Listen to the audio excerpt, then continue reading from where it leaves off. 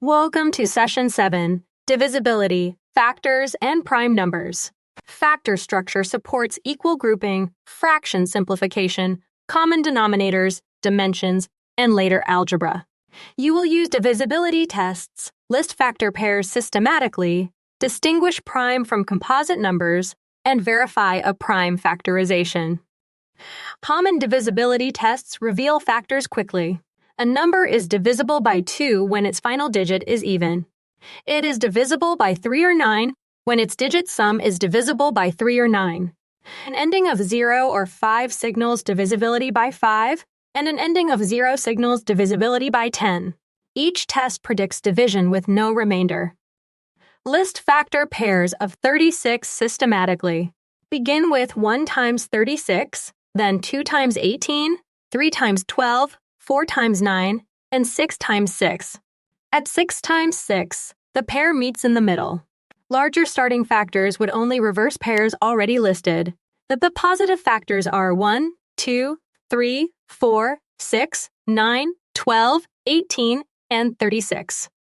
A prime number is greater than 1 and has exactly 2 positive factors, 1 and itself. 13 is prime. 91 is composite because it equals 7 times 13. The number 1 is neither prime nor composite because it has only one positive factor. This exception matters in every prime factor problem. Factor 180. Split it into 18 times 10. 18 becomes 2 times 3 times 3, and 10 becomes 2 times 5. Every leaf is now prime. Group repeated factors. 180 equals 2 squared times 3 squared times 5. Multiply the factors back to verify the original number.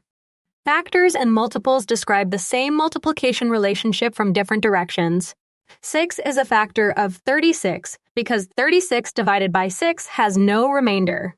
36 is a multiple of 6 because it equals 6 times 6. A factor is no larger than a positive number it divides, while multiples continue without end. Checkpoint.